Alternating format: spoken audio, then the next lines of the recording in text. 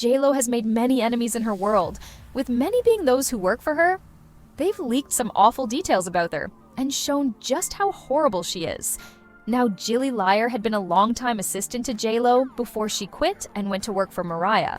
Carrie in 2013, it's been said that the main reason why she quit was because of JLo's boyfriend.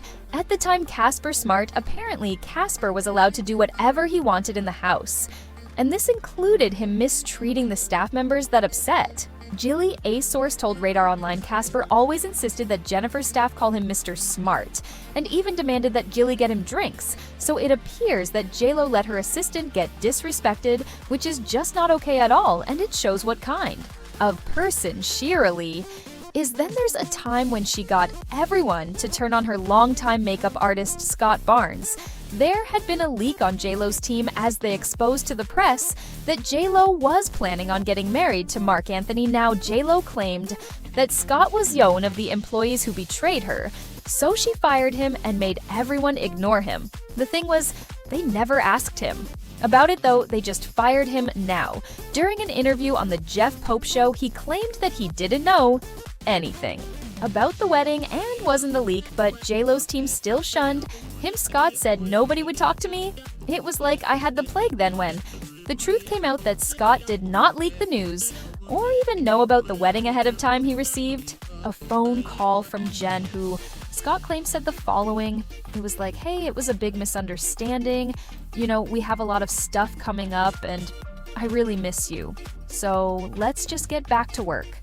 Although Scott was very gracious about the whole thing, it appears that JLo did not apologize to him, and it's just crazy to me that he went back working for her and that no one put a stop to her behavior.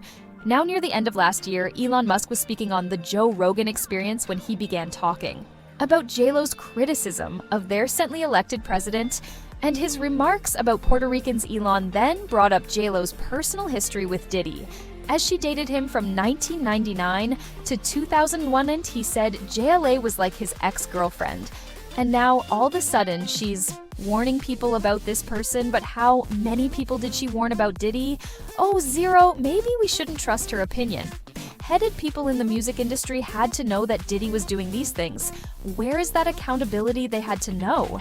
Now, Oja Noah, JLo's ex-husband, claimed that she was involved in Diddy's freak-offs that came up in his federal indictment. "I'm not on the list," Johnny wrote on Instagram to those people in media outlets asking if I ever went or participated in that. P of Diddy freak-off parties? No, and not ever, but my ex-wife Jennifer Lopez Alcajlo did ask her. But in a shocking turn of events, one of her past assistants has come to her defense. Thea Diusa, who worked with JLo on the 2002 film Made in Manhattan, posted a statement on Threads that said, "If you knew Jennifer Lopez, if you ever worked with her like I did, or if you were close with people who are like family to her like I am, you would know she did not have any idea about Diddy. She barely drinks. She's not a partier. She isn't a good time girl. She's a workaholic who uplifts women and who was charmed by him for a brief time in her life now." Thea emphasized that JLo does not deserve to be inflated with Diddy's shocking and criminal misdeeds. So Thea claims that JLo is innocent in all this, but she's the only one who spoke. Now, you see, JLo is refusing to speak about her ex, Diddy. She walked out of an autograph signing at AFI Fest 2024 when someone in the crowd asked her if she had any comments about Diddy and the allegations. The U.S. Mirror tabloid reported that the singer left immediately despite fans' pleas that she stay, and don't expect her to say anything in May after video footage of Diddy hurting high-sex girlfriend Cassie Ventura was brought to light. JLo stayed silent now. Many of Diddy's other exes have spoken out against him, but not JLo. Though Tao sources claim that the Cassie footage disgusted her, JLo was silent on the subject and has stayed that way. Sources are saying that Jen is not going to address the accusations or take time to talk about them because it's not her story to tell. If an interviewer brought it up, she would cross that path as and when it happens, but she won't address it publicly and will not put herself in that conversation on purpose. Then there was the fact when JLo and Mark Anthony's twins needed nannies, JLo gave them a grueling schedule. Now, normally, people who make a lot of money, like JLo, for example, have numerous people who help them with everyday tasks especially. childcare as it can be so difficult. But Jennifer expected one nanny not only to take care of both twins, but to work 16-hour days, 7 days a week. As an insider told the National Enquirer, now unsurprisingly, the first nanny she hired left after just a week of working for her. They hired her second nanny, who was wonderful with the twins, but she couldn't take working such long hours without a break, a source said. So then she quit after just a week as well. And yeah, I don't blame them for quitting and mean that schedule is just unreasonable. Then in 2022, a girl named Kyla posted a TikTok saying that her dad worked for a company that JLA would hire for drifters. But apparently he heard so many bad stories about the star that he never wanted to be her driver. It said that JLo does not allow her drivers to look or talk to her. She's also so strict that if the driver looks through the rear view mirror and makes eye contact with her, she will freak out, not to mention that she has a crazy rule that her luggage cannot touch the ground. Now it appears that the story is real though, because one of JLo's former drivers sued her. Jacob Manoyan claims he started driving for JLo and Mark Anthony in 2005. He said that the three of them had such a great bond that they convinced him to shut down his company and work exclusively as JLo's personal head of security and transportation. He claimed that JLo agreed to pay him more than $200. $100 per year, but things went downhill in 2011. This is when Hackett claims he was forced to spend time with JLo's manager, Benny Medina. He claims that Benny hated him and even found a way to convince JLo to demote him, taking away his security responsibility and making him JLo's lead driver, and that was it. Now he says that he was basically forced to resign and then sued JLo and Benny for unspecified damages. JLo then countersued him for extortion, but her suit was dismissed in December 2012. Now the two eventually settled on undisclosed terms, but that honestly just sounds like a horrible situation.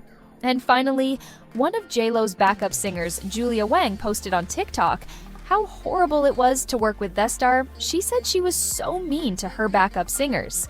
If you were pretty, or if you were Latina, like game over, she hated you.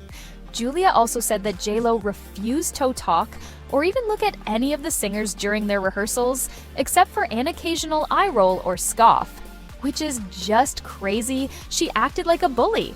Can you imagine spending time with someone, working in a close setting every single day for months, and this person never even acknowledging you or acting like you exist? She asked. And honestly, no, I can't. That sounds like a horrible work environment.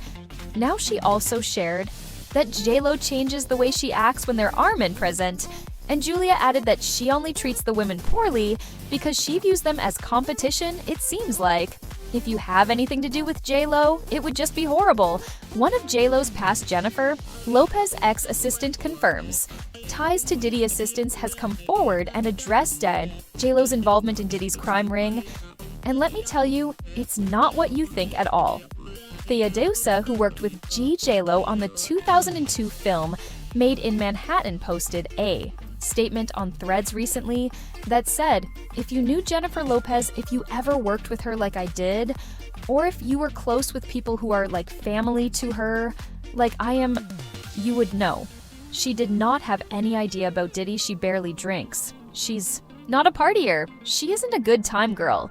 She's a workaholic who uplifts women and who was charmed by him for a brief time in her life. Now she emphasized that JLo does not deserve to be conflated with Diddy's shocking and criminal misdeeds. So Thea claims that JLo is innocent in all of this, which is a great thing, and it's honestly good to see someone having JLo's back at a time like this. They've been digging up photos of JLo at parties and have been speculating a lot now, besides proof that JLo had been to some of his white parties as she was his girlfriend. There's been zero proof that she had anything to do with the crimes Diddy committed, nor does she even knew about them, while her ex-assistant has stood up for her. JLo, for her part, though, has stayed silent, and she probably will be for the time being, as she doesn't really address rumors or drama. It's obviously a sensitive subject and is something that the star doesn't want to discuss. So, if you meet JLo, I'd suggest not asking her about Diddy. Besides, if she has something to say, she will say it. Eventually, it's a very sticky situation that she's in, and nobody is entitled to her opinion on the whole situation now. Since breaking up with Diddy, JLo has claimed that he was unfaithful during their relationship. Now, maybe this is why she won't talk about him. She could still be hurt by all of this now, throughout their relationship and after. Their breakup, JLA was aware of rumors that Diddy was cheating on her. When the pair first met, Diddy essentially love-bombed her. He gave her a ton of attention and told her that he loved her almost immediately. JLo said this made her uncomfortable at first, but then she fell for him as their relationship wore on. Though the feelings of doubt crept back in, it was the first time I was with someone who wasn't faithful. She told Vibe magazine after the breakup, I was in this relationship with Puff, where I was totally crying crazy and going nuts. It really took my whole life in a tailspin. Now she grew increasingly concerned about his fidelity, saying, I never caught him, but I just knew, she said, of his cheating. He said he was going to the club for a couple of hours, and then he'd never come back that night. Now, Diddy himself has admitted that he was often unfaithful in relationships in a 2015 appearance on The Breakfast Club. He said his partners would often be frustrated with his behavior. Now, JLo later admitted they broke up and got back together far more than the public knew, which honestly isn't healthy at all. But in 2001, the couple ended things for good. It was scary, and we broke up many times before that and got back together and broke up again, and nobody knew about it. Now it seems like JLo was more stressed out about everything regarding this relationship than participating in Diddy's extracurricular activities. Yes, she attended some of his parties, but that was only when they were dating, and she didn't know what was happening behind the scenes. I mean, when JLo was asked about Diddy in 2022 when she was on the Wendy Williams show, things got awkward. Wendy asked if she and Diddy would ever get back together, and JLo and shook her head as the camera panned to her mother sitting in the audience. Now JLo's mother looked furious as she shouted no while waving her hand back and forth. Now reposting the clip on Twitter, one fan wrote, some of y'all didn't catch JLo's mom's reaction when Wendy Williams said this. Yeah, I feel like this says a lot about their relationship. Clearly there was something going on and she didn't want to be associated with him anymore. And the fact that JLo's mom doesn't like Diddy, that speaks volumes recently. Some shocking information was revealed from someone who attended Diddy's exclusive parties on November 1st. Former model Rachel Kennedy appeared on Daily Mail's The Trial of Diddy podcast to share her experience now during her appearance. Rachel revealed that when she met Diddy in the year 2000, Diddy allegedly played JLo's music videos on a continuous loop in his hotel room while he was reportedly on the phone with the singer. It was kind of an odd thing to find out that we were watching JLo's video, she said, describing it as, it's a little bit creepy and very disrespectful. Yeah, I'd have to agree with Rachel on that. Rachel, along with two friends, was invited to Diddy's hotel room for a party. After meeting him at Seven Heaven, a topless club in Japan, she shared that it quickly became clear that this was not the type of party they had expected. Rachel recounted that she and her friends initially found Diddy friendly and decided to stay even after noticing some wild behavior. Around them, we went in. We didn't think anything strange. He was friendly enough, so we decided, okay, we'll just hang out with him. She said, now things took a turn though, and it's now believed that this was actually one of Diddy's freak-offs. Rachel went on to say, when she and her friends were with Diddy, suddenly one of his bodyguards barged into the room, and he looked so violent and angry, he then ejected the women from the room, which came off as a shock to them. She said, we just couldn't believe what was happening. First of all, how does he have that much access to Puff Daddy's room? That's the first thing I thought. How does he just come in like that? Looking back at the strange experience, she alleged that the Bad Boy Records founder teaches them the behavior as he's their boss. She added he is the puppet master of all of this. And this is why people think it's okay, because he's teaching them that this kind of behavior is acceptable. He's like a cult leader, and these people are his disciples, she said. Now this makes sense as it's been released that Diddy had plenty of rules his employees had to follow when it came to finding him. Women, a former party planner who worked with Diddy during 2004 and 2005, who wished to remain anonymous, stated that women attending These parties were subjected to weight checks. We would do a weigh-in if necessary. The girls had to be young and hot, so I always had a scale nearby in case. I needed to make sure the number was 140B. But if a girl was really tall, there was a little bit of discretion involved, said the planner, adding the other requirements included no flab, no cellulite, no overly pierced or tattooed, and no short hair. Now the dress code reportedly demanded women wear short dresses with high stilettos being a non-negotiable. No pants, no jeans, no flat shoes. Every girl had to wear a party dress, preferably very short. Just enough to cover her butt cheeks, but no longer. The mid-thigh cleavage showing, and every single. One of them had to be wearing stilettos, that one there was. No exception, eye-on-high stilettos. The New York Post quoted the planner as saying, "Now it seems like we won't find out more from J-Lo regarding this whole situation unless she's called on to testify in court, but with everything that's been released about Diddy, J-Lo is the least of Jennifer Lopez exposed for mistreating her assistant sour problems. J-Lo, who has famously declared, 'Don't be fooled by the rocks that I got. I'm still Jenny from the block,' has weathered tales of her alleged snobbery. For years in Houston instance reported by the Daily Star, when contractors were hired for job that could take up to a year on J-Lo's old house. Those contractors were reportedly informed that they were not to communicate directly with the International. Star A source told Thetabloids that she has made it clear that if any of the contractors, drivers, or domestic help make eye contact or speak to her, she will not be impressed. J-Lo's supposed superficial superstar antics apparently extend to service workers, who just aren't directly in her employee, but who have the unfortunate one-time experience of being snubbed by her A source, said she doesn't speak to salespeople. She doesn't speak to restaurant people. She doesn't speak to hotel staff flight attendants. She only talks through her assistants. A United Airlines flight attendant backed up this claim, sharing a similar experience with the singer. "I just said, 'What can I get you a drink?'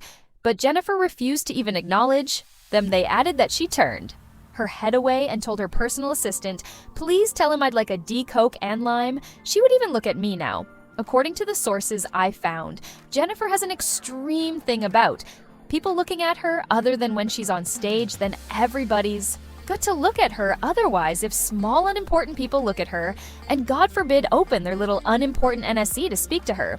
Holiness, she does whatever she can to retaliate. If they're servers or anyone she can get fired, she gets them fired in 2013. J-Lo's morals came into question when it was reported that she earned in the neighborhood of $10 million performing for shady dictators. At least according to news outlets, also apparently the Human Rights Foundation.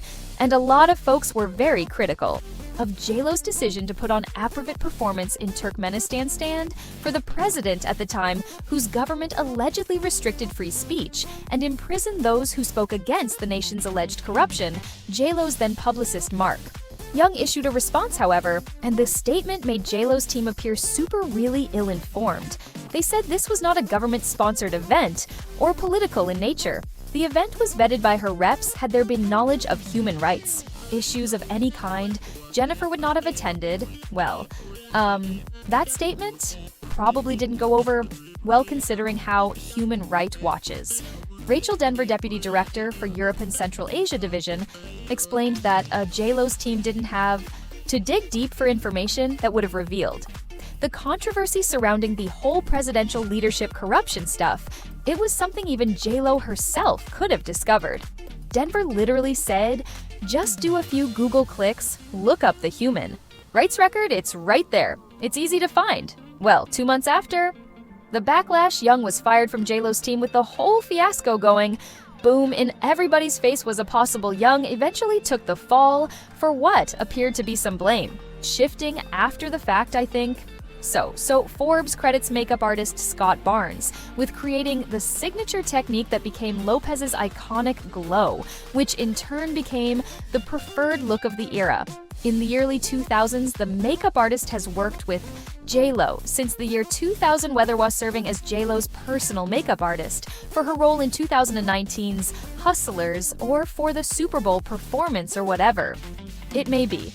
And while their working relationship and friendship spans 2 decades, there was a time when Barnes apparently didn't have her love.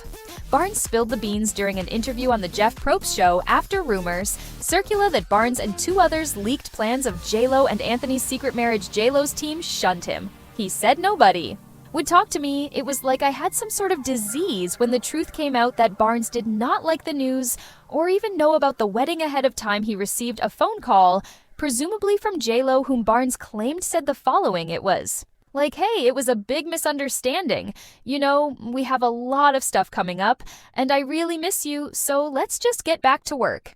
And although Barnes was extremely diplomatic in his recounting of the temporary fallout, it's clear that he never received a direct apology or even a real apology. What's even more interesting is that, considering Barnes and Lopez quickly reconciled, he chose not to keep this story about hair and house.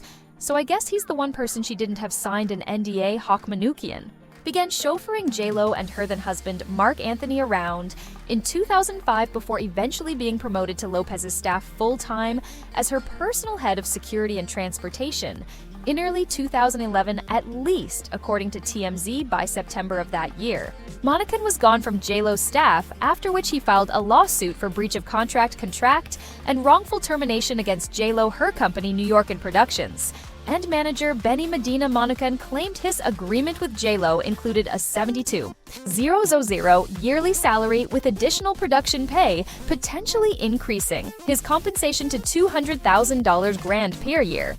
But, according to tabloids, however, he claimed that he received no production pay or overtime whatsoever. CNN further reported that Manoukian suit claimed that he dealt with intolerable labor conditions, such as working more than 40 hours a week and being prevented from taking proper meal periods, which forced him to resign.